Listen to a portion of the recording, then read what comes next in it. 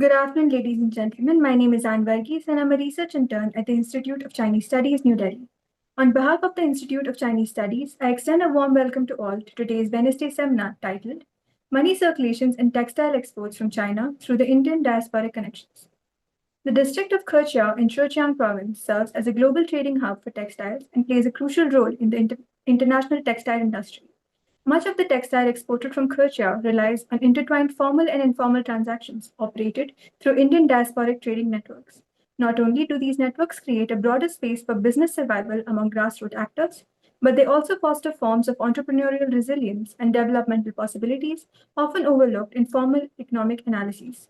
Based on intensive fieldwork conducted by the speakers since 2009 in the region, this seminar will seek to highlight the inner workings of these financial networks alongside their importance in countering structural inequalities and navigating uncertainties in the global political economy in the post pandemic context. The speaker for today's seminar is Dr. Kakin Chuk. He is Assistant Professor of Anthropology in the Department of Archaeology at the University of Southampton, England. His research focuses on migration, transnationalism, and India China connections and their global implications, with ethnography rooted in China, Hong Kong, India, and Scotland. The chair for today's seminar is Professor Madhavi Thampi. She is a former faculty of the Department of East Asian Studies, University of Delhi. She is a scholar of modern Chinese history and an honorary fellow of the Institute of Chinese Studies, New Delhi. Before I hand over to the chair, I would like to ask all the participants to follow a few housekeeping rules. All participants shall be muted during the seminar. Questions may be posted in the chat box along with your name and affiliation. Alternatively, you may use the raise your hand option during the interactive session. You shall then be called upon to unmute yourself. Thank you. I now hand over to the chair. Over to you, Professor Thampi. Thank you very much. Good afternoon, everybody. I'm really pleased to be hosting this long overdue seminar by Dr. Kakin Chuk, a scholar whose work I have been following with great interest for a number of years now. I'm particularly happy that today he's speaking before a predominantly Indian audience. This is because he has been working in detail on a topic which I don't think gets enough attention in our China watching here. You know, thousands of Indian traders and businessmen, they make their way to China every year and they conduct business with their Chinese counterparts. But unless there is a crisis, which has happened on some occasions, we rarely get to know about how they conduct their business, their motivations, the difficulties that they face, as well as the opportunities, or the value addition that they make to India-China economic relations, or the value addition they make to the globalization of China's economy, which is what I think he will also talk about. So Kakin has done, very detailed ethnographic work among Indian traders, as well as their Chinese counterparts, business partners, as well as local authorities in places like, particularly, I would say, Keqiao, which is the big textile export center of China in Zhejiang Province. And so what he can tell us about these issues is really of great importance, I would say, to us here. So today, as we were told, he's going to talk about the role played by the Indian diaspora in the financial networks and their financial networks in China's textile exports. So I'm really sure that we will benefit a lot from his insights that come from the meticulous research that he's been doing over a number of years. So without further ado, I would request Dr. Kakin Chuk to begin his talk.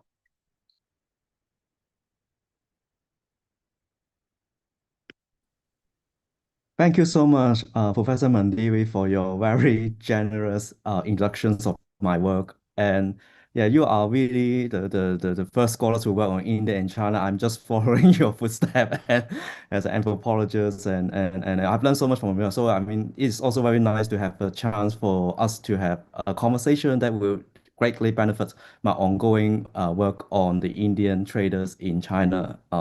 as an anthropologist. And also, many thanks for ICS for making these invitations for me to have a chance to share my work. I've been a long time follower of all the work that has been amazingly done by ICS, and the flashy journals China Report has been my must read. And it's so nice to be here today virtually that I have a chance to share my work and also to learn from all of you. So without further ado, I will share my slide and start my talk now.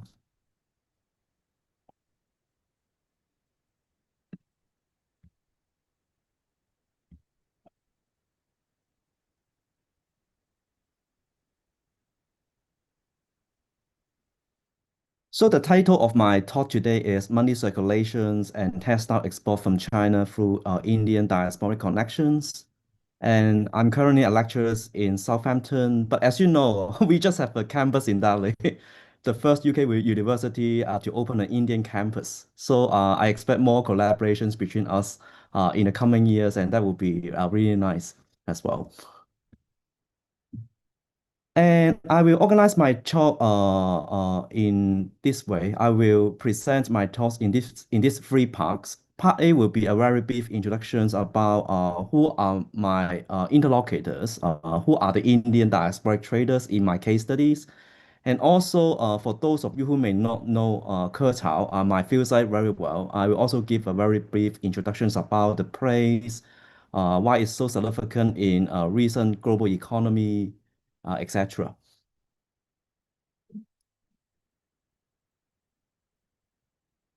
And part B will be a more in-depth look about the Indian diasporic traders, mostly through a historical perspective, in terms of their global migration histories, but also how they organize their migrant community in my field cycle. And part C will be about their fund money raising mechanisms. So whenever we are talking about trading economy, trading practices, of course, the flows of people, the traders themselves, and the flows of commodities, textile in this case, are very significant ethnographic target that we want to, capture in the work. I mean, to know what has been flowing around, the people, the goods, but the mechanism, the financial mechanism that will support the movement of goods and people transnationally, of course, it's really important in this global capitalist economy. So, based on my very long-term fieldwork, I have discovered three fundraising mechanisms. Not exclusive. Of course, there could be many other ways they raise their money, but I found this free money raising mechanism is are ethnographically very important. And I will explain why I will say so in the coming slide. And overall, I also found the factor of China is really important in supporting one of the very key money raising mechanism in my ethnography. And before I end the talk today, I will also offer some latest updates about the post-pandemic situations, about the Indian diasporic traders in my field site, and the general Indian populations in China in general. So, part A, introductions of who they are and where my field site is.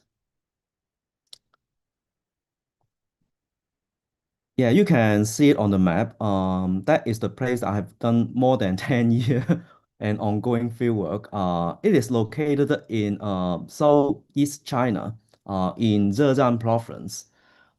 And it is not like a municipal city, like Hangzhou or big Chinese cities like Guangzhou, Shanghai, Beijing. It's like a county, a xian, in the Chinese administrative system. So you have the city, and then provincial cities, and then town, and then village. And so Keqiao is not of a very high ranking administrative system in the Chinese governing structures. Um, Ranking in the administrative structure in the Chinese context is it is really important in terms of offering a lot of contributions to the export-oriented Chinese economy. Yeah, mostly because of the very vibrant textile wholesale industries, highly concentrated in this small county in Zhejiang Province. So in Keqiao, over half of the local populations working in textile related industry, so they can be working in the textile trading offices. They can be also the one who work in the factory, all kinds of jobs, but they are all textile related. And roughly counting, yeah, so when I compare the export volume with the national export volume in terms of textile trade, yeah, I found half of the no, one third of the made in China textiles. All we can find their passage through this small county. So it's not only about international trade, but also about domestic trade. And domestic traders, international traders come to this place to source their item because this place offer all kinds of textiles at a very good price. And that's basically the reasons why this country becomes so vibrant in the textile wholesale economy. And in Keqiao, you will see a lot of this kind of side posts or the name International Textile City, as I show the picture that I saw on the slide. And CCTV and other state media will always celebrate this place as one of the world's biggest textile distribution center. And just a fun fact, when I suddenly just bump into some people in Kolkata or Delhi and they said that they have been to China, they always said that the place they have been to is Guangzhou, Shanghai, but also Keqiao. So some photos to show, just to give some visual favors about the Indian diasporic communities in Keqiao. They are Hindu, so most of them are Hindu, so they are followers of Hinduism. They always organize celebrations of Hindu festival, just as the Ganesh Jayatis, and many of them are I think you all know Cindy diaspora. So I will give more information about Cindy diaspora later, but I think many of you know that like Cindy they have very specific god to worship, which is the Julela, the river god. So in Keqiao, the celebrations of Julela's birthday, Chati Chan, that's the name in I think in Cindy. And they will organize the celebrations of Chati Chant every year. And so it can also tell very strongly that many of them are Sindhi by ethnicity. And Sindhi also have very interesting religious profile. So they are not only followers of Hinduism, but also followers of Sikhism. And I think in religious studies that you always categorize Sindhi as a Nanapati, followers of the teaching of Guru Nanak. So they are not the Khalsa Sikhs, but at the same time they are still very active in organizing and Sikh, religious the reading of Guru Granth Sahib, and always following the teachings of Guru Nanak. So that is the picture I took when I was in the Sikh temple in Keqiao, and so that is also one of the reasons why the portrayal of Guru Nanak was put there. And then another photo shows you the celebrations of Chati Chant in a hotel room in a hotel room in Keqiao. And despite the fact that they are Sindhis, in terms of nationality, they are passport holders, they are Indian passport holders, and but indeed, their trading network is more extensive than say like just about India and China. So I got this picture from one of the Indian trading office based in Keqiao. They want to show their clients and their trading network, where are their buyers located. So you can see from Keqiao point to point to many Southeast Asian countries, but also to India, of course. Indeed, many of them have strong connections with the Middle East, particularly those people in Dubai. So Dubai is a very important point or hub, I mean, in this like global trading network.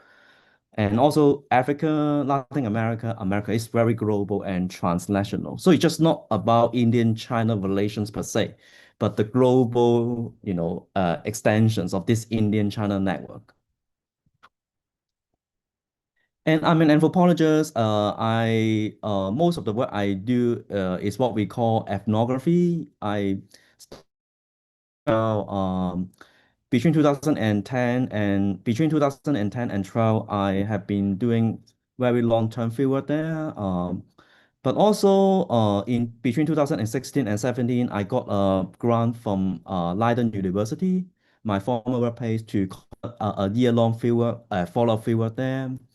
And now I'm in China. Whenever I have time in China, I will always also take advantage of being here to take time to visit the field site. So it has been a long time and ongoing work. And at the same time, because it's not just about Keqiao, it's also about how Keqiao connect with the world through the Indian diaspora connections.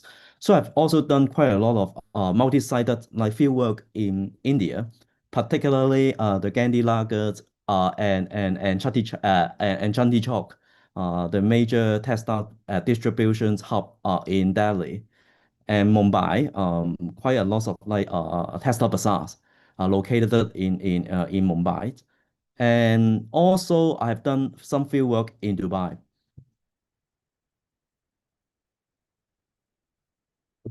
So part B, the more historical in-depth look about the Indian trading diasporas in Keqiao. Yeah, a majority of them are Sindhi,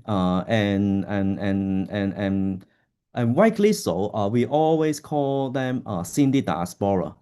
I think maybe you know it very well. Sindhi originated from a place called Sindh in today's Pakistan because of the religious affiliations and beliefs in Sikhism and Hinduism. So when there was the partitions between of India and Pakistan in 1947, uh, most, if not all, Sindhi moved to the newly independent India because of their religious affiliations. It's also the beginning of the time that they have to give up their lands, give up their original business in Sindh or Karachi, and started their new life in the newly independent India. And they become quite dispersed in different places. You can find Sindhi enclave in Delhi, but more so in Ajmer in Rajasthan and Ulhasnagar in Mumbai. So they could be found in those states such as Rajasthan, Gujarat, and Maharashtra. And many of them have become self-enterprising business persons. So because they didn't have lands and also business was the quickest way to restart their life after the forced migrations from Pakistan. And in 1970s, I found many of them have moved from India to Dubai. Uh, During that time, Dubai was just about to strongly develop their international trade economy.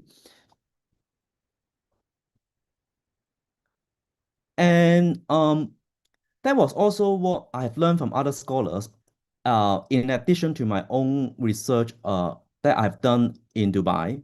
Yeah, during 1970s, 80s, and 90s, Dubai was not really seen as Dubai, but rather, according to anthropologist Liha Rover, it is like an Indian extension. India extended it. Yeah, many Indians moved to Dubai only see it as another India because they use the same currency, rupee, and there have been also a very strong presence of Indian diaspora community there, especially Sindhi. So easily and quickly there have been some wave of migrations or remigrations from India to Dubai, and many of them have been very active in the cross-regional trade with a strong base in Dubai. So Dubai, geographically is located between Asia and Europe. Uh, in the heartland in the heartland of the Middle East, and it can easily recirculate commodities that they import them elsewhere to Africa, to other Middle Eastern countries. So I've also published a bit about that China-Dubai textile connections, and in Keqiao, you can also find a lot of Dubai connections in terms of materiality. So one shops, they name their shops, the textile wholesale shop as Dubai Textiles, and it easily can tell why it is the case because I mean they cater for the Dubai markets. So Cindy, diaspora has been extensively studied up not only by me but also some historians and anthropologists. So I've learned a lot of things about Cindy diaspora from such as the work the historians Claudie McElroy, who wrote this excellent book about the global work of Indian merchants. Cindy's I mean everywhere, particularly those in Panama and their global connections. And also anthropologists work, anthropologist Professor Mark Anthony, published a very important book about Sindhi diasporas with a very long-term historical, investigations, 1860 to 2000s. Yeah. So I think it's also quite nice to put China and Hong Kong back to this like bigger picture about Sindhi diaspora in the global context. Yeah, further evidence just to show, the Keqiao Dubai connections. So that is one of the business cards that I've collected from Keqiao. On the front side, yeah. So the company names, yeah, of the Indian trading company based in Keqiao, and then the address, the China phone number, etc. On the back side, that is the Dubai office. So the Arabic word and the Dubai like phone numbers and the Dubai address. And this is the case, the big brother based in Dubai run the office there in Dubai, and the small brother based in Keqiao run that office in Keqiao. So this is also the kinship and the family network connecting them together in order to facilitate the transnational trade through the Indian diasporic connections. So quickly, passing the financial mechanisms, and I mean through my ethnographic observations and investigations about how they raise the money to support their trading activities. The first fund raising mechanism is what I call credit kiting. In terms of its actual operation, it is really complicated and not easy to spare 1 or 2 minutes to explain what they are. So I will use maybe the simplest example to explain what it is, and that is credit cards. So maybe it is not very popular in India or China, but it's very popular in the Western countries. You got a credit card, you use the credit card to buy something, but you won't, the money won't, it's not debit card. So money, you don't have to, spend any money to buy things. Rather, you will only have to pay the bill, say like at the end of the month, at the end of the month. So I mean, the monthly bill will only come at the end of the month. So you have some gap between the time you buy it and the time you pay your debt. And in the trading activities that I've documented, I mean, from what I've learned from the Indian diaspora traders in Keqiao, there are quite a number of Indian traders in Dubai, who buy stuff from Keqiao.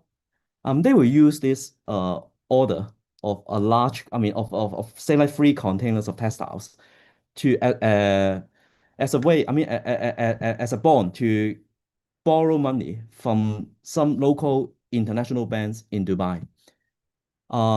So this is also one of the way in which, maybe you don't have the money at the moment, but you can quickly generate some quick cash if you say like have good credit histories and good business records. So the metaphor is like credit kiting, you use credit card to pay a bill, but how you pay the bill? Well, you use another credit card to pay your bill. So it's not always, it's a cycle of, of borrowing credit to pay and recurring debt.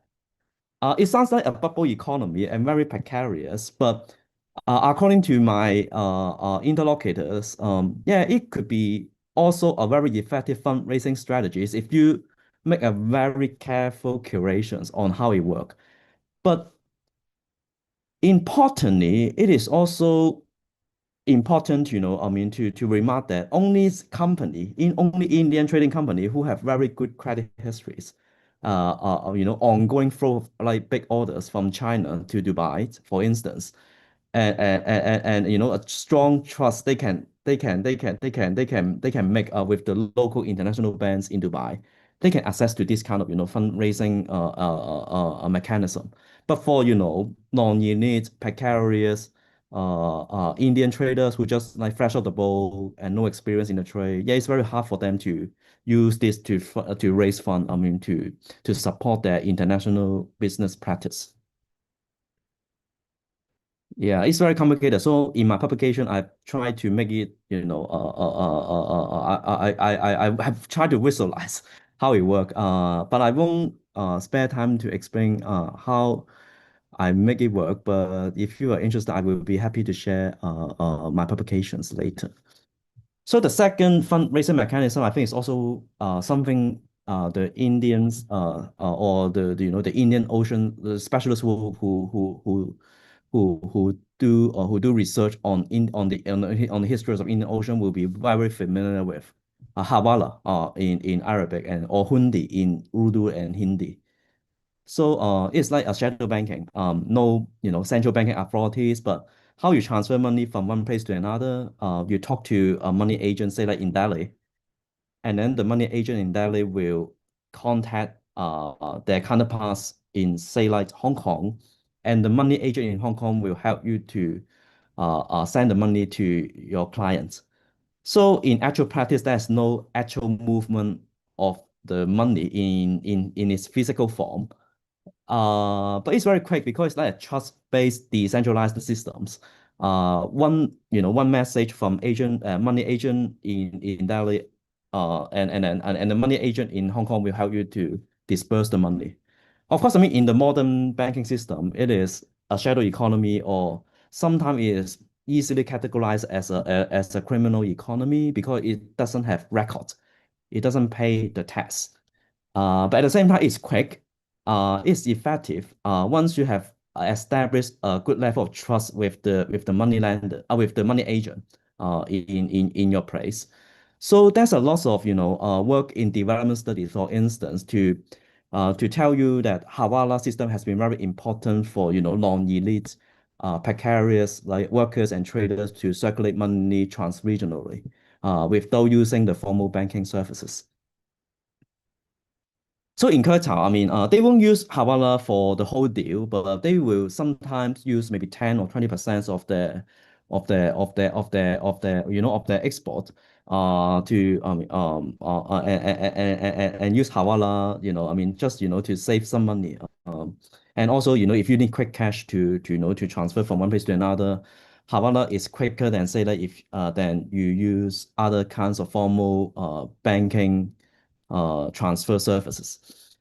But of course, Havana, I mean, in the modern regulatory system, it is criminal economy, and we all know that in 2016, Moody government has enforced demonetization, stop the flows of high value rupees, and as a way, to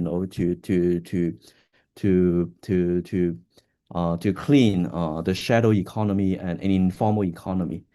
And Dubai has been also quite forceful, I mean, to impose more restrictive regulations on informal financial transfer, as you can tell from the news reports in the local area. And China has been also very half-is, to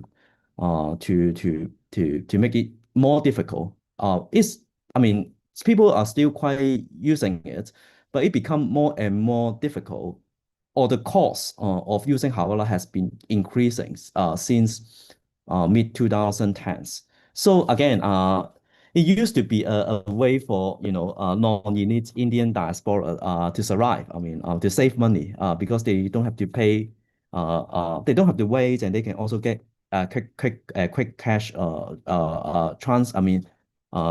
transnationally, but and don't pay the tax. So it's also the survival strategies for many grassroots traders. But in contemporary time become harder and harder because the cost and the risk has increased. Mostly because of the stronger level of state interventions from not only from Chinese but also from the Indians and the UAE authorities. The third money raising mechanism is China specific and quite unique and special for international textile trading economy that you can find from my field site Keqiao. China is still an export-oriented economy, and since the early 1990s, China has implemented a nationwide policy, and we call it a rebate policy. So how it works, the more you export, the more tax rebate the government will distribute to you as a way, to encourage more exports from China to the world. And that's also one of the way, China in the early 1990s wanted to, speed up the internationalizations of their trading economy. So in textile, it's always like big volume, you are not buying just one clothes, but at least one container full of textiles and fabrics, etc. Of course, the more you send the goods, the more rebate you will be able to receive from the government. In Keqiao, as I mentioned, it's not just about international trading economy, but there's also a domestic market there. So when you're looking into the local statistics, it is always half-half. So 50% of the textile trading can be categorized, as part of that domestic trading economy, and half of the other is for export.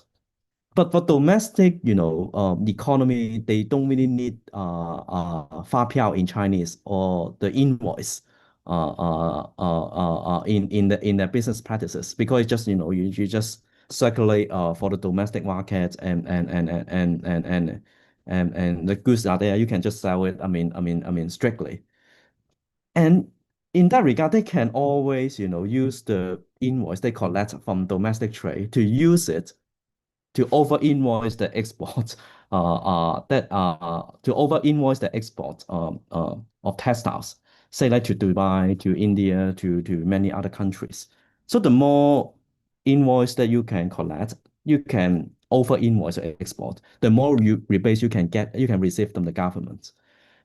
And for textile, it's a very flexible, elastic, and material that it's very hard to tell. What is what? Maybe maybe you use one color dyeing. You dye the fabric in one color. You claim that costs you $10, but you can always overclaim that it costs you $20. So that's also one of, and it's very hard for the authority to tell whether that that is, how much money you exactly invest in the production process.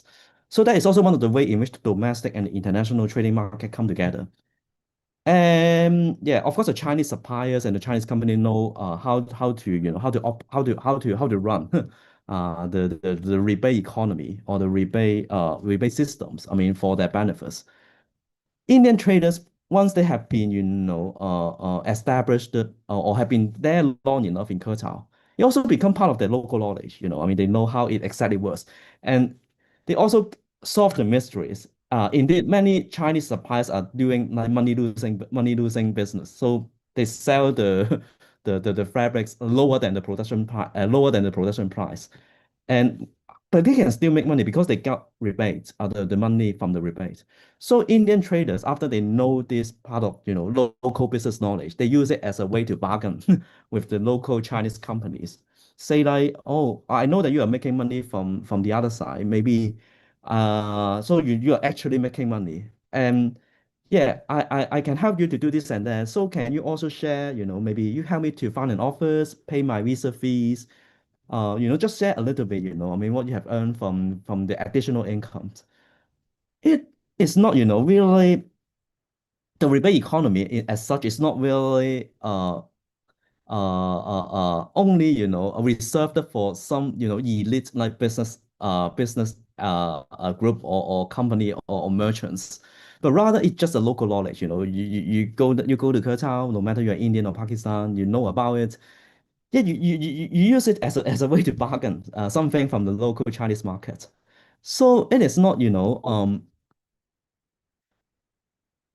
and Hawala in the second money raising mechanisms and credit carding in the first money raising mechanism that I had mentioned. Yeah, it seems that the first and two money raising mechanism, yeah, there's still quite some strong sense of inequality there, right? Because only elites, uh, merchants with good business records, who have established strong level of trust, with the bank, with their clients, can access to those, money making like practices. But rebate economy, as long as you have stayed in the Keqiao market long enough, and then you also can help facilitate some deals between the Chinese suppliers and the foreign buyers through your Indian diaspora connections. And but you also, you can also, I mean, get a share by with the local Chinese like suppliers. And this seems to me quite indifferent to the pre-existing inequality within the Indian diasporic community. Because if you learn from the literature, the classic literature in the studies of Indian diaspora, especially the trading diaspora. Yeah, the argument always goes, I mean, when they move to other places, actually the inequality in terms of caste, gender, class, etc., will be worsened rather than, rather than, rather than another way around. Because, it kind of reinforce, the pre-existing indigenous, local, inequality structures. But in China, that's also one of the reasons why, quite a large group of young people without very good educations, bachelor, who just maybe and many of them haven't finished their university education, but dropped from the schools and quickly moved to China to start their first business experiment, not in India but in China. Why they take the risk, and it seems to me China offer a level that run. I mean, if you may, I mean, that's the thing I learned from the actual operations of the rebate economy. Quite indifferent, to the pre-existing Indian inequality in terms of power, wealth, and knowledge.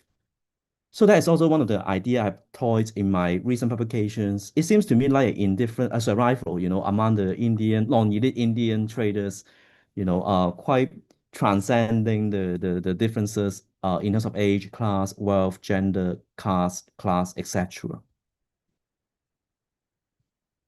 And some post-pandemic updates. Yeah, post-pandemic, you couldn't really go to China because of the travel restrictions. Post-pandemic, China's indeed have been relaxing its immigrations greatly since the end of pandemic. Um, According to the Chinese Consulate General in Mumbai, yeah, the number of visa applications and approval, the Indian national who apply for visa to go to China has been increasing a lot in 2024, and the number keep increasing. So the China Consulate have to issue more visa for Indians to visit China. And so you can see, I mean, and many of them actually go to Shanghai. And recently, the direct flight between Delhi and Delhi and Shanghai has been resumed. So that is also it kind of and Shanghai is very close to Keqiao and other trading cities in Zhejiang Province, such as Yiwu and Zhuji. So Indian China like populations move has been on the rise in post-pandemic era. And I'm quite sure that many of them still China because of the business opportunities that is available to most, if not all, of them. And there has been also increasing diplomatic engagement between Keqiao local government and the Indian consulate in Shanghai. So not very long ago, in March this year, yeah, there have been official meetings between the deputy director of Keqiao, uh, one level up Keqiao, the Southeast municipal cities leader, to meet the consulate generals in Shanghai to have discussions about how to support more, how to offer more support to the thousands of Indians still very active in the textile trade in the Keqiao wholesale market. And also some later updates on a higher state level in the Chinese context.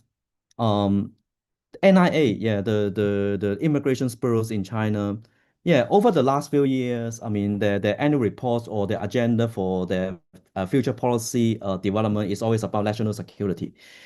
But the latest meeting, they have been talking about how to use immigrations to both social and economic development.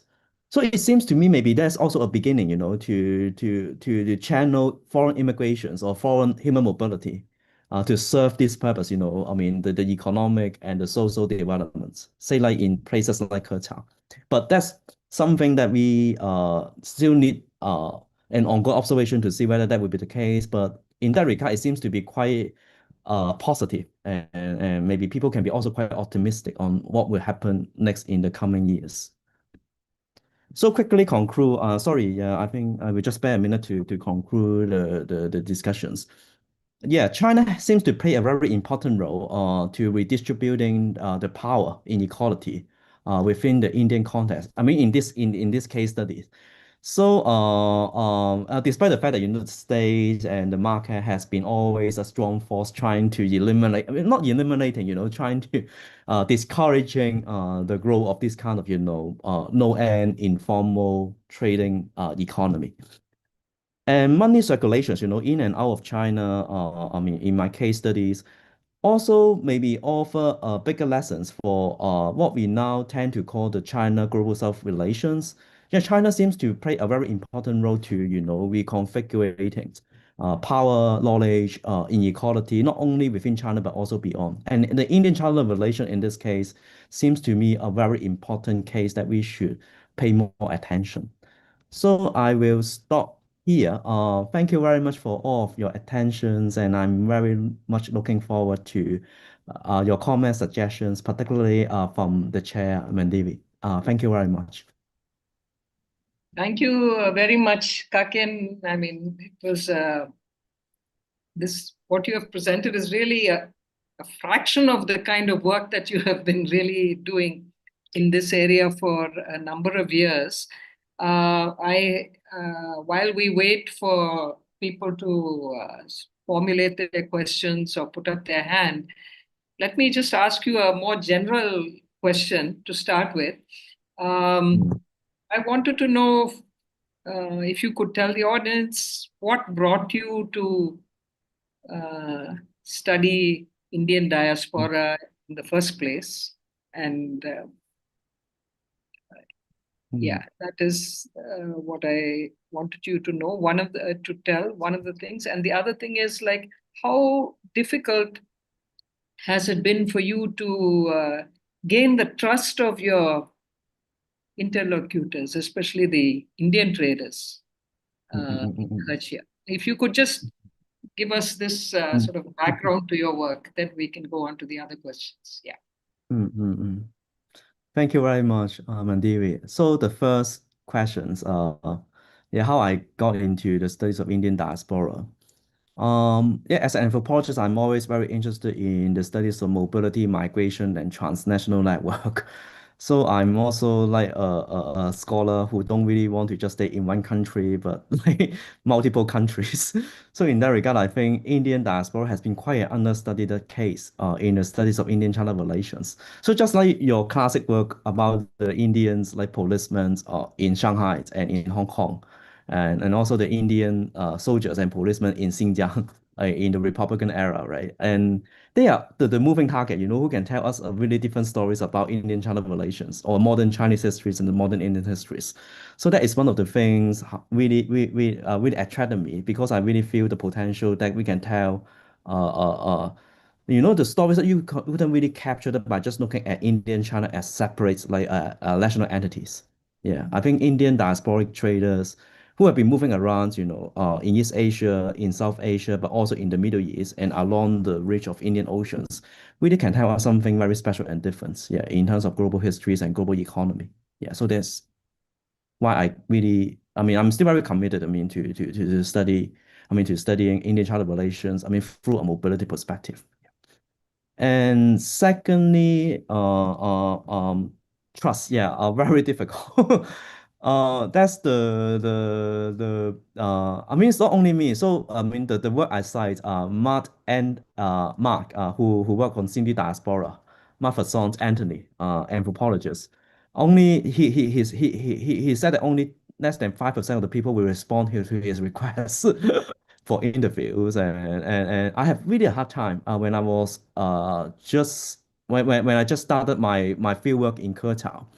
The Indian traders didn't really trust me as a researcher or anthropologist, and they don't really know what is anthropology or ethnographer or historian. So they would only take me as a spy from the Chinese government or competitors from other companies.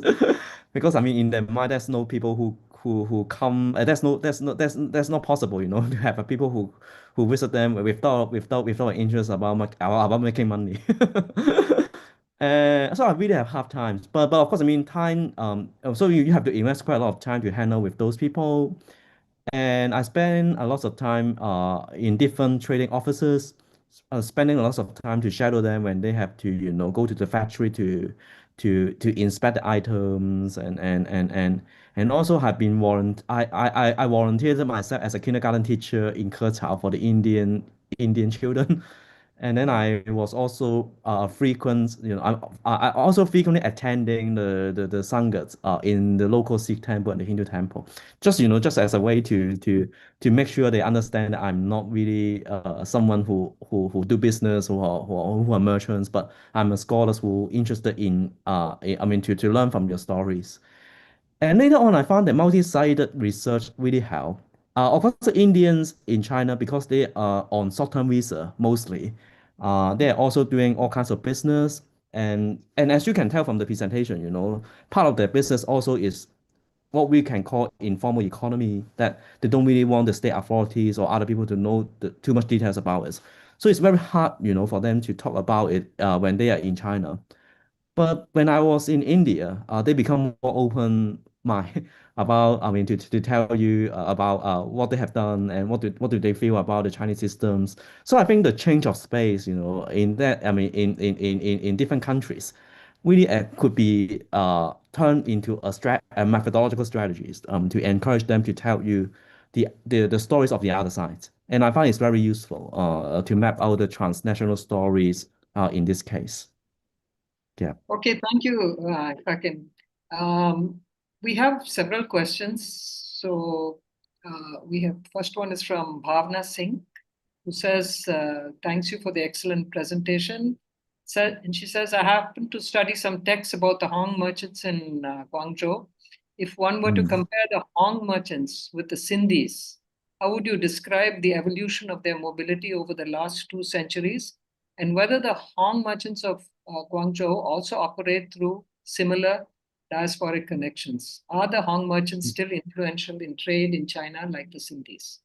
Maybe you can answer that first. Yeah, sure. Thank you so much. Bhavna. Yeah, for your, by Singh for your questions. Yeah, so a quick answer to your questions. Yeah, very not. Of course, they have some overlappings, between the trade in Guangzhou and the trade in Keqiao, because Guangzhou is also one of the very major hub in distributing like textiles, not only for the international market but also for the local markets. So that's what they call 中大市场, the Sun Yat-sen University market, just opposite to the Sun Yat-sen University main campus. That's a huge like textile wholesale market. But the Guangzhou is always described as, selling more high-end textiles. So Keqiao is lower cost, more low end, and cheaper stuff. And in that regard, their trading network is a bit different. So that is also one of the reasons why the Keqiao people will be more connected with the people in India, Middle East, and Southeast Asia because of the low end, global markets. And for Guangzhou Indian merchants, yeah, their trading level is quite different, I mean, in terms of, the distributions, like how they distribute I mean the redistribution network and the money they will be able to invest. The more expensive stuff, you have to invest more money to buy and sell as well. So it's just a very simple comparison. Of course, there could be a lot of overlappings, but that's the things that I have observed. I mean, between my studies in Keqiao, and yeah, I've also done some preliminary work in Guangzhou. So that is what I have learned from these two places. And Hong Kong is a different story because Cindy has moved to Hong Kong since the late 19th century. So there have been, merchant family who have been in Hong Kong for several generations. And at one point, Cindy had been very influential in terms of the Hong Kong to the world trade. Yeah, I mean, according to one record, they said that over 10%, no, not maybe, not more than 10%, but around 10% of the trade from Hong Kong can be found passing through the hands of the Cindy companies based in Hong Kong. But that was the figure before 1997, before the handover of Hong Kong from the British sovereignty to China. So it's very different story, and Cindy in Hong Kong have been doing all kinds of businesses, not only in terms of textile trading. So yeah, I've been if you're interested, I would be happy to share my article about the Cindy diasporas in Hong Kong, which is not very similar to the observation I have make in China. Yeah. Okay, Thank thank you. you. Yeah, thank you for the question. The next questions are from Santosh Pai, and the first question is, are there signs of other sectors adopting such financing practices? And secondly, are similar Mm, practices moving out of China as supply chains move out to Vietnam or other countries? Okay. mm. Thank you for your questions. So first questions, um, actually, it's another way around. So Hawala Hundi, yeah, have been very popular in Indian subcontinent for hundreds of years. So that's also the word that you can learn a lot from historians, Indian Ocean historians in particular. Particularly the work of Roger Bernard, historians slash anthropologists who have been writing a lot about the history of Hawala and Hundi as a economic historians and economic anthropologists. So, but rebate economy, of course, I mean, it's all kinds of commodities, but different rates. So textile, the rate of rebate is high. It's usually they always adjust the rate from time to time. But the rate of rebate that you will get by exporting textiles or fabrics from China, say like to Dubai, yeah, it's higher. The rebate rate is higher than say the other kinds of commodities. So they have different rebate rates of different commodities. So in that regard, so that is also one of the things very specific to the textile economy because of the differences in the Chinese tax rebate rate in the policy that they want to encourage more export economy. And yeah, of course. I mean, that's also have been in the picture, right? China, the production cost has been increasing, and the labor cost has been increasing. There is also a labor shrinkage like issues, and less young people want to work in the factories or in the low-end wholesale markets. So, I mean, that's also the stories you hear a lot. I mean, they move their market or their factories from China to Vietnam because Vietnam offer younger labor force, cheaper production price, also policy very friendly environments. I mean, for them to develop export-oriented production economy. But in terms of capacity, Vietnam still cannot replace China, especially in the textile or fabric trading economy. So I've been always asking my inner interlocutors in Keqiao, and yeah, before Keqiao, they were in Korea, they were in Hong Kong, they were in Taiwan. Because by then, I mean that they were, I mean Taiwan, Korea, and Hong Kong were the major distribution centers for low-cost textiles in the 80s and 90s, 70s, 80s and 90s. And then slowly and quickly, China came up and then they all moved to China. So I mean, before that, I mean, when they were in Korea in the 1980s, yeah, China was their next Korea. But when they are in China now, I ask them, where is your next China? They don't have an answer.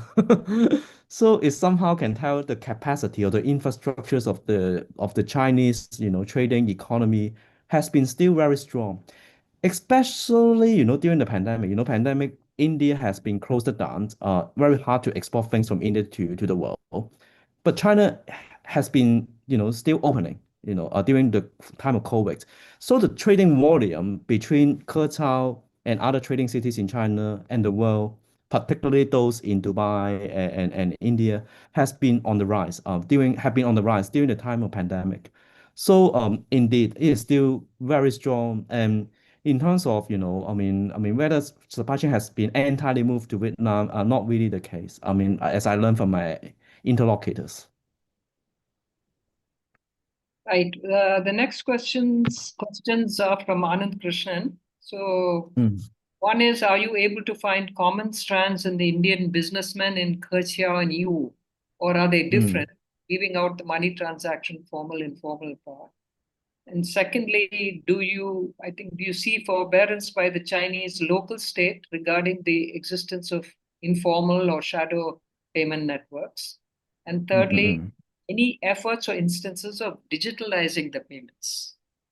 mm.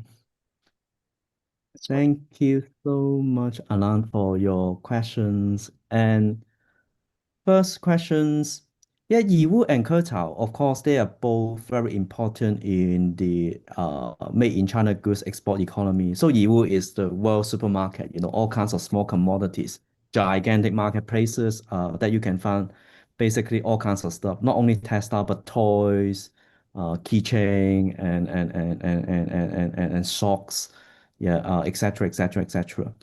But Yiwu, the supply chain is always shorter.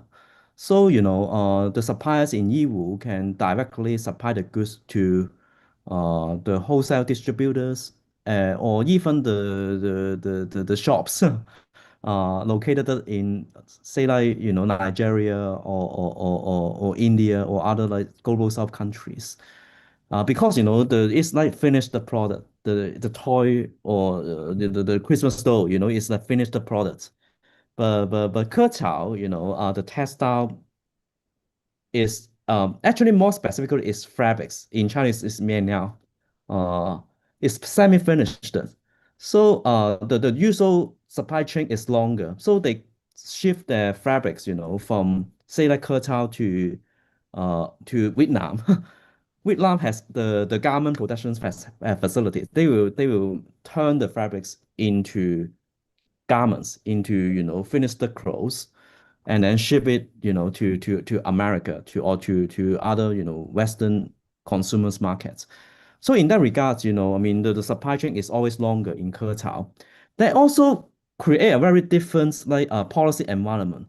So Yiwu, for instance, they have introduced policies to make international trade happening, I mean, within their border. So there's no rebates. The stuff can be directly, sell from Yiwu to other countries without paying, the tax. So it's tax-free international trading zones in Yiwu. Mostly because, I mean, if in Qatar you apply for rebate, you have to wait, you have to apply the rebate from the government, and there will be a waiting time between, this, I mean, between now and the time you receive your money. And Yiwu, this they finish the product, right? So they have to fasten the chain, fasten the movement of goods in order to generate more trading activities. So they have different policy, experiments or different policy approach.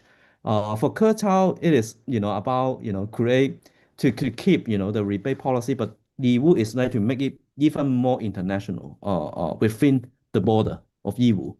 So yeah, so the kind of Indian trading network is also very different because the commodity, the network, and the profile of the people are very different. So in Yiwu, it's not only Sindhis, but you can also find Siddharji, a Punjabi Sikh. You can find also a lot of Tamil. And anthropologist Filippo Osella, based in Sussex, has written quite a lot of work about not he actually not a lot of work, but only one article about the Tamil traders in Yiwu. And of course, I mean, Melis Marstons, anthropologists also based in Sussex, have written a lot about the Afghan traders in Yiwu and their global connections. And the picture they have shown is quite different from the ethnography I have, the ethnographic observation I make based on my work in Keqiao. And the informal, yeah, the Chinese state governance on informal economy. Yeah, of course, I mean, in terms of, central state level, the rhetoric is always, we really want to get rid of shadow economy, make everything on records because, yeah, the transparency and the fairness, that's always the rhetoric. You have to pay tax, in order to access like good supporting services from the state and from the market and from the banking authorities to facilitate trans-regional trade. And yeah, so that has been always the state rhetoric. You're trying to kick out the informal financial transactions and financial economy. But indeed, it's very hard, and you hardly heard of any case that they have caught. I mean, not only in China but also in Hong Kong, India, or the Middle East. Yeah, yeah, you arrest a Hawala money agent.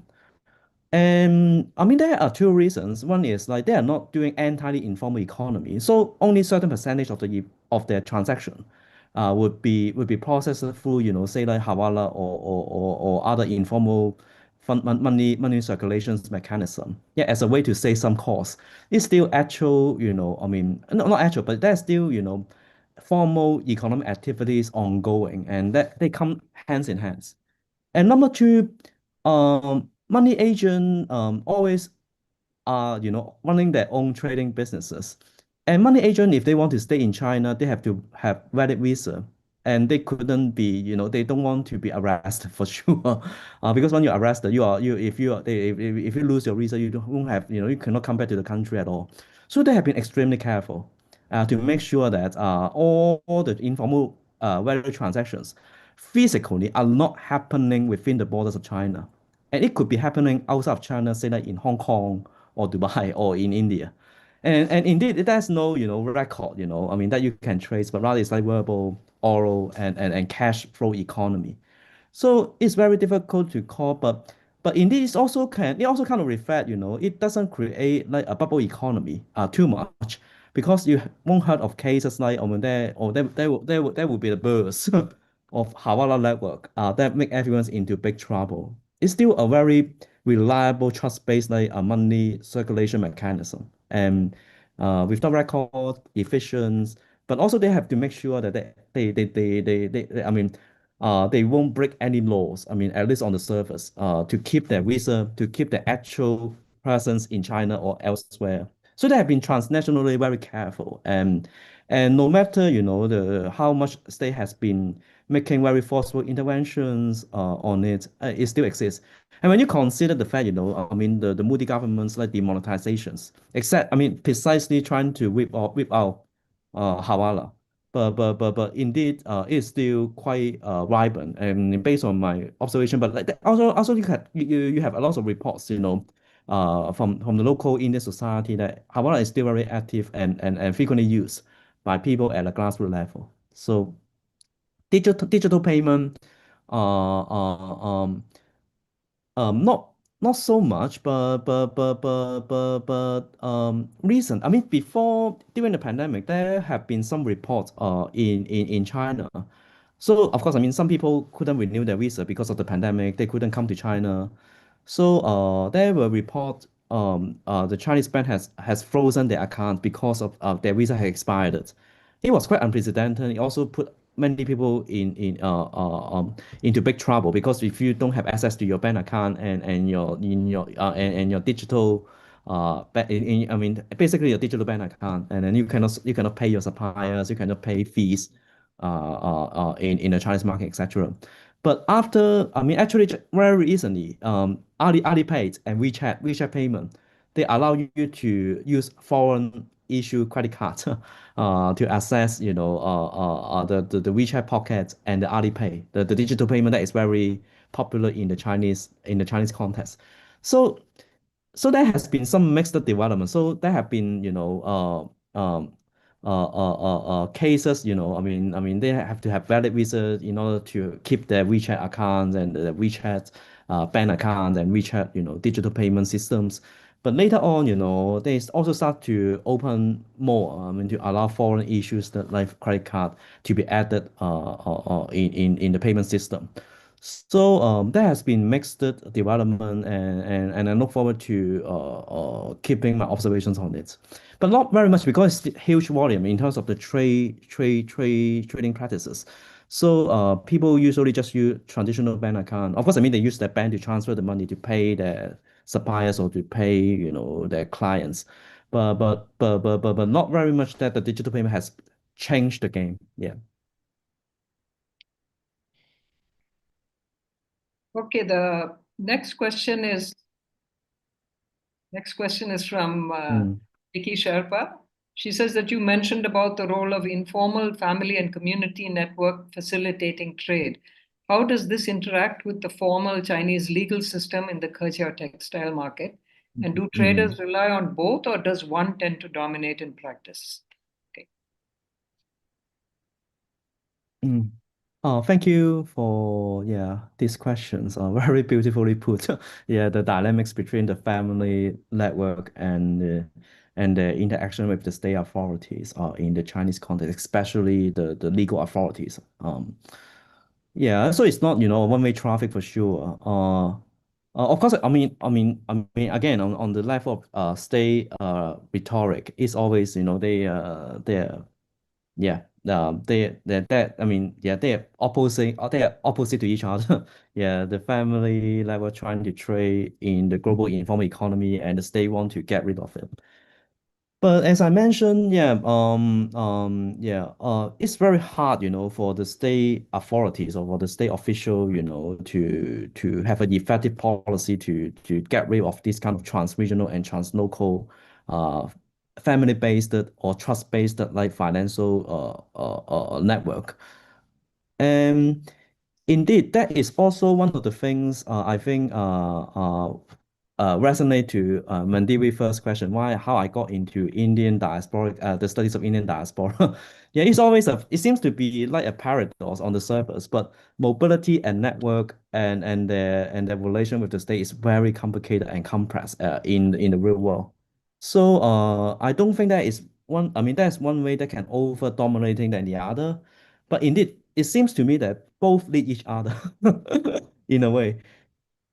And my ethnographic like observation would be, yeah, there has been a lot of self governance among the Havana money trader, Havana money agent or the trader themselves.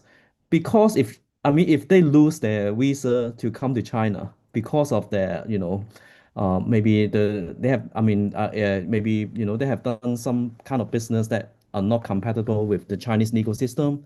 Of course, it would be really hard for them to, to renew their Chinese visa or to get a new Chinese visa. Especially now you have a very comprehensive, systematic, technologically complex system to monitor your behaviors and your biometrics.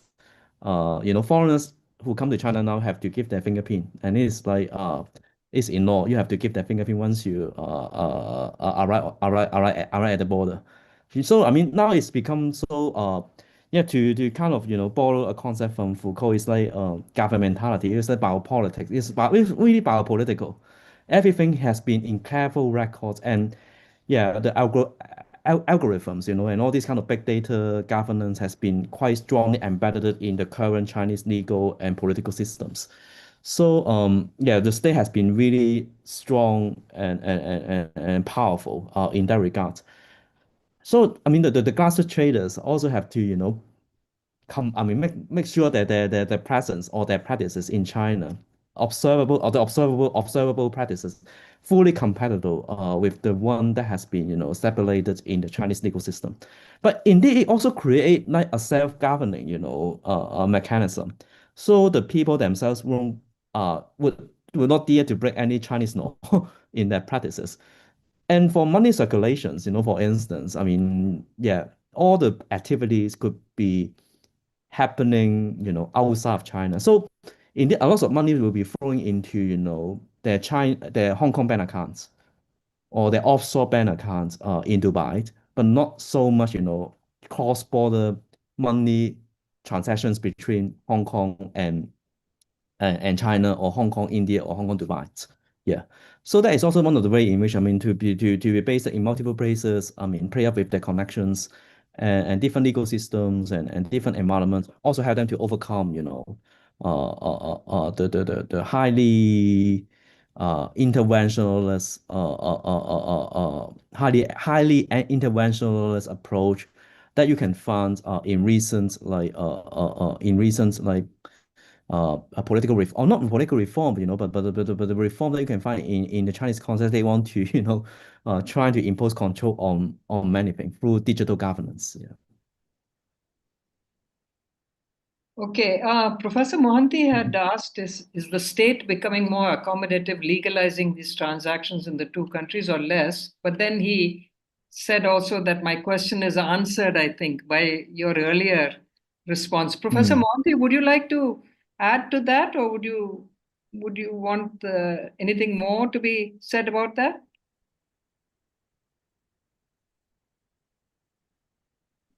Well, he can decide whether he would like to add something in answer to that question. And what is the questions? But so nice to see you again. Yeah. Anyway, is the state becoming more accommodative about legalizing these kinds of transactions in the two countries, or is it becoming less accommodative? I mean, you did touch on this, but yeah. In terms of the reform, no, yeah, of course not. Yeah, I think it's also like the shadow, the underground banking and the shadow banking and this kind of stuff. Hawala and all. Yeah, it's become quite difficult. And yeah, there's no way the state would be able to legalize it actually.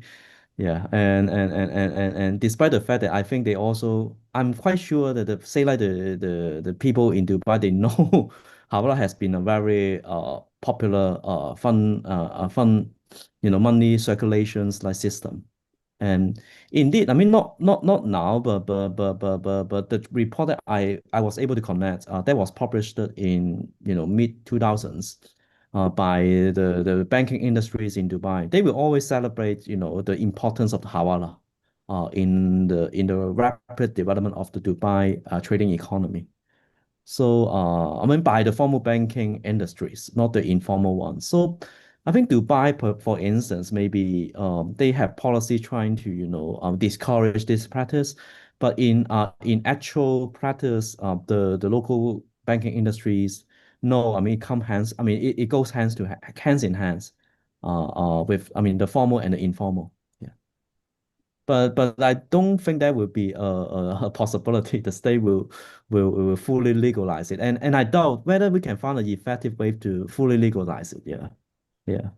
Especially it is not centralized in a way, and the operations mechanism, just like cryptocurrency and decentralized, there's no central authority to monitor everything.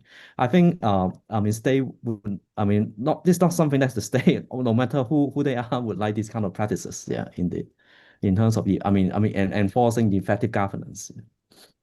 No, how would you then characterize the state response? I mean, sometimes we see the state looking the other way and allowing this to go on because there are benefits to society. And in some periods, state becomes tough. Probably right now in China, it has become tough. A little earlier, it was a little more liberal. And similar times in India also. Is that the normal pattern? Yeah, thank you. Very insightful follow-up. So my position is, yeah, it will be nice and important, the state authority will just let it go as usual. And as I mentioned, it's almost unthinkable to create a fully legalized systems to govern it. But indeed, I mean, in not only based on my own work, but to draw on the work from scholars like as I mentioned, Roger Bernard, anthropologists, Manchester anthropologists and historians, and who have written so much about Hawala and Hundi. And also, yeah, other scholars who work on Islamic finance, yeah, and from a historical perspective, yeah, Hawala and Hundi has been so crucial, to or informal money transfer has been so critical to the survival of grassroots, level business and non-elite merchants. So indeed, and there has been no state authorities, I mean, over hundreds of thousands of years, but that have been like that for many, many, many years. And I would say parallel survival or parallel co-understandings without any abrupt, I mean, interventional state, governance, attempts would be good enough for those peoples. And that's my own preliminary for I don't know because I'm not a legal scholar, so probably they will have maybe they may be able to offer more insightful advice on how to, how to make it a better, not only for people at the grassroots, but also for the state, I mean, in terms of policy, innovations. Yeah. Thank you. Thank you for your questions. Yeah. Thank you. There's one more question from Akil Ahmed. He says that my research on migration and political economy examines how mobility is often shaped not just by labor demand, but by informal institutional arrangements that sustain cross-border livelihoods. In your study of Indian traders in Keqiao, how do these informal financial networks reshape our understanding of migration itself, not merely as a movement of people, but as the circulation of credit, risk, and trust? Could this be conceptualized as a form of embedded transnationalism, where migration is sustained less by formal structures and more by relational economies operating across borders?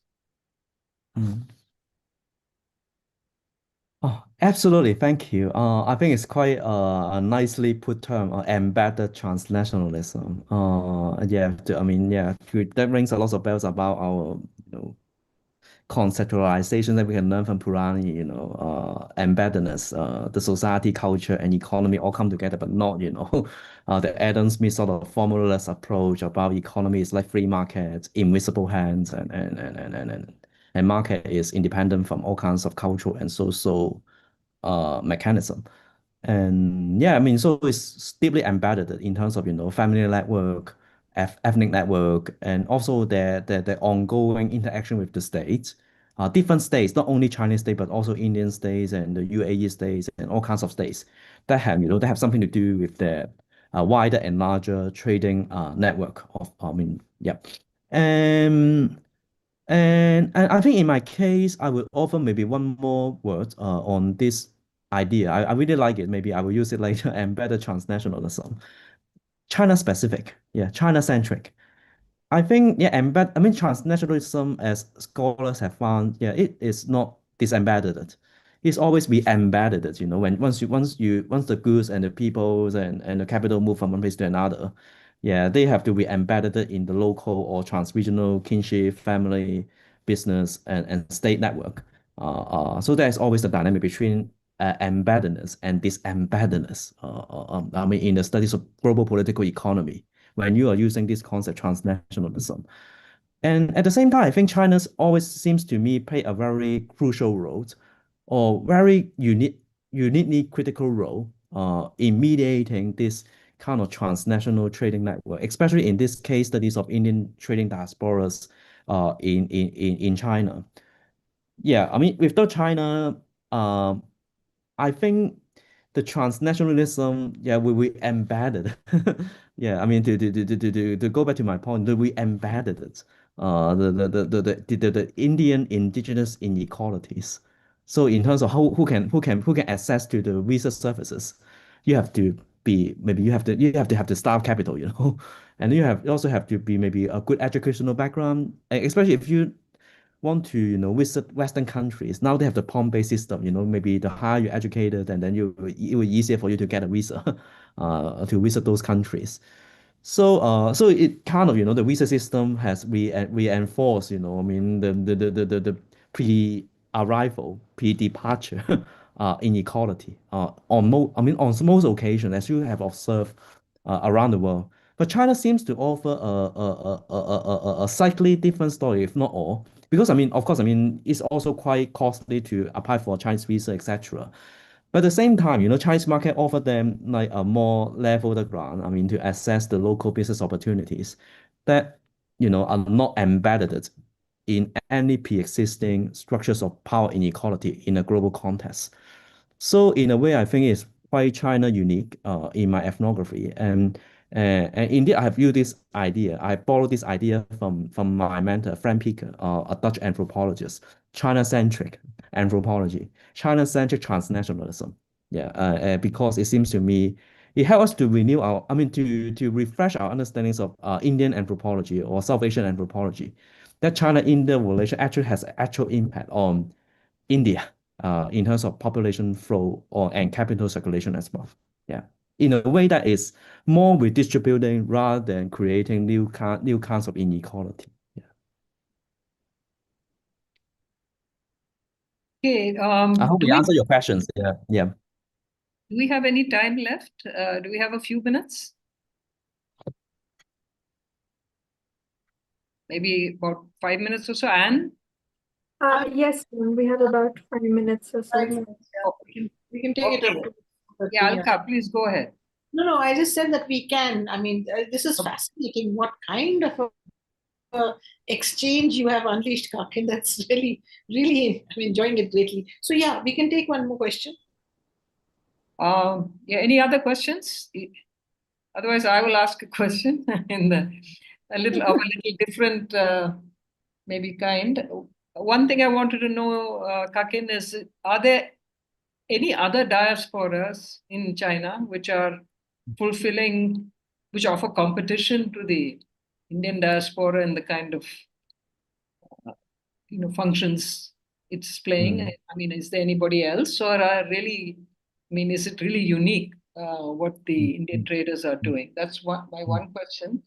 And the other one is like on the ground, how do Indian the Sindhi Indian traders there and their Chinese counterparts, how do they negotiate their social and cultural differences? I mean, does that Mm. really come in the way?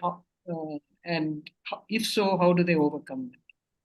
So Mm. these are is there another diaspora there which is playing a similar Yes. role or offers Yeah. competition? And then about how do they Mm. negotiate their Mm, mm, mm, mm. differences with? Okay, that's Thank you, Mandy. Yeah. Thank you for the two questions. So for first questions, yeah, actually they are competitors among themselves because they are trading on the same commodity, fabrics or textiles from Keqiao to mostly India and Dubai. So indeed, I mean, there have been quite a lot of competitions among the Indian traders themselves. Of course, and at the same time, there are also Pakistani traders, Afghan traders, Iraqi traders, and other Middle Eastern traders who are also very active in Keqiao. But I found that the Dubai stories was very significant. So I mentioned, the Sindhis and some other Indians have moved to Dubai in the 1970s and 80s. It became quite an Indian space in Dubai in the textile trading. And Dubai, as we all know, has been a major redistribution center for not only textile but other kinds of commodity as well. I mean, they export it from China to Dubai and then from Dubai to many African countries and also Saudi Arabia, Iraq, Iran. Yeah, that Iran and Iraq, for instance, for quite a long time could not do any direct trade because of the ongoing political ongoing political uncertainties and embargoes and all these kind of things. And so Dubai has been always very important middle point, geopolitically and geographically in the international trade between the Middle East and East Asia, particularly China. And so when Dubai is like an Indian space, it become quite Indian ethnic economy in a transnational context. Of course, then you can also find Pakistan. You can also find Pakistan diaspora and also Afghan diaspora, and they also facilitate and maintain very strong trading network between, say, like Dubai, Karachi, and China. But very different roads, very different roads. So, and they are not, directly, competitive. And I find the Pakistani always trade with the Islamic clients, but the Indian they trade with Indians. So it's like Indian to Indian to Indian to Indian sort of trading network, and not always, but the Indian trading network in the wider global context seems to explain why it is still a largely Indian stories in my ethnography. Yeah. But I should think hopefully my book will explain more about this. Yeah, it's quite complicated in terms of the competitors and the collaborators and how they are the same kind of concept. The two sides of the same coin. Yeah, yeah, actually, in the ethnographic narrative. And your second questions, sorry, I forgot your second question. Can you About quickly? how do they actually on the ground do they negotiate differences Okay, among them? yeah. Um, Indeed, it is full of conflict. Yeah, especially it's about, trading business and all they have their own stake, to make money. And the surface value, to borrow a concept from Mars, that you can extract, from these kind of practices, is to, explore other people's stake. So the less other parties earn will be it will be more income for you. So you have been always, in this kind of, under this kind of structure, it's very hard, for them to maintain, friendly encounters. Or of course, they will always claim they become friends and a long-time business partners, but there's always arguments, and sometimes it become quite racialized, in terms of the language they're trying to describe other parties. And in one of my article, I toy this, I use this concept, diplomacy. Not the diplomacy on a state level, but people to people trade in Keqiao seems to maintain a very diplomaticized image. So it's just about doing business, but not, and friendship is not forever. It's always an ongoing negotiation between the two parties. It's like diplomat, meeting other diplomat about, you have to negotiate the stakes and strike a deal. But they are always very careful about their words and about, the things they will present to the other party. So and so I call it everyday diplomacy in my one of my article. Yeah. So act like a diplomat. Hmm. Okay, thank you. I think we'll just take this as the last question. Again from Akhil Ahmed. He says, do non-Sindhi Indian traders also follow the Mm, same payment networks? And then he asks whether there are what mm, you said, actually, whether there are intra-Indian mm. competition between communities. Anyway, if you can just address this. Yeah. Hmm. And non-Sindhi traders, yes. But I also found that quite a lot of non-Sindhi traders, the Punjabis and Tamil, usually they have worked in a Sindhi company for some time, say like in Dubai before they moved to China. So indeed, they always, one of them make a joke, we are also Sindhis in a way, but not, of course, not by, the indigenous ethnicity, but the kind of like the global Sindhi space, it's not exclusively for people who have the Sindhi ethnicity, but it's like a Sindhi, business space that many different Indians also take part in it. So there has been ethnicizations in the process, I would say, in say like Dubai, Qatar, and India, like fabric trade. So they follow the same kind of trading network, but indeed, a Sindhi influence is quite obvious when you're looking into how they make it work in the local and trans-regional business practices and intra-Indian competitions. So it also help. Thank you so much for this question because it add one more complex layer to Mandiwi questions about the Indian space, in Dubai. But it's quite Cindy. It's also I mean, more specifically, it's like Cindy trading space. Yeah, yeah, because it's also the Cindy to Cindy to Cindy to Cindy trading network in the making. Yeah. And so it's very hard, Say like there has been some Chinese traders from Keqiao trying to venture themselves to India because they want to get, I mean, they want to they want to, I mean, get over the India, trying to strike some direct business with the Indian clients or the clients in Dubai, the Chinese like suppliers, but many of them fail. Mostly because they couldn't really access the Indian trading network in such a global context. So maybe just a very short answer to your questions, but yeah, there has been quite a specific histories about the Cindy business enterprise in the making that have a huge part to play in this trading network. Yeah, thank you very much. Okay, thank you. I think if there are no more questions, we can bring this to a close. I want to really thank you, Kakin, for giving us the time and for patiently answering the questions. I'm grateful for the participants for their lively questions. And I think altogether this was an excellent session. And, I really think that you have, by focusing on the global reach of the India-China nexus in Keqiao. I mean, you have offered a very different perspective, or like opened a way of thinking about India-China economic relations, apart from strictly by bilateral trade between two countries. I mean, there's so many forms and ways in which Indians and Chinese are interacting with each other in the economic sphere, and the role of Dubai in this whole thing is very important. Anyway, thank you so much. We look forward to your 2 books coming out, right? Which one will come out first? I think the Indian diaspora traders in China will come out Okay. first, but yeah, hopefully at the same time. But I don't know. That's one, and the other is I need to work very hard on them. But yeah. But he has a number of publications which are already out there. So anybody who's interested in learning more can read those and benefit greatly. So thank you so much. Thank you, everybody.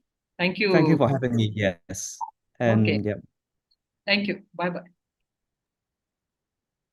Thank you, Professor Thampi. I now seek your permission to formally bring an end to today's session. Yes, please. Thank you, ma'am. With Thank this, you, we come Mandiwi, to an and end of thanks today's everyone. session. Yeah. Please go on, sir. No, thank. Just big gratitude to all of you who have made it work. Yeah, I really appreciate it. Thank you, sir. With this, we come to an end of today's seminar. We thank our speaker, Dr. Kakin Shuk, as well as our chair, Professor Madhavi Thampi, for gracing today's seminar with their presence and for giving us their precious time. We also thank the audience for joining us today. The video for today's seminar shall be available on the ICS YouTube channel. We extend a warm invitation to all for the upcoming Wednesday seminar titled Analyzing China's Policy Priorities Through the Lens of the 2026 2 sessions, scheduled for 15th April 2026 at 3 p.m. IST. The speaker for this seminar would be Dr. Bhavna Singh, and the session would be chaired by Dr. Bhim Subba. Further details about the event can be found on the ICS website, or you can subscribe to our newsletter for regular updates. Thank you, everyone, for joining us today. Thank you. Thank you. Thank you all. Thank you, Kakin. This was really most riveting, I will say. And I'm sure that there are people here who will get in touch with you. You can see the questions. Yeah, feel free to send me an email if you want to have a follow-up conversations. And yeah, younger scholars to do that, because you would be a fascinating resource person for those who are interested in this area. Thank you. Yeah, feel free to get in touch, and I'm really looking forward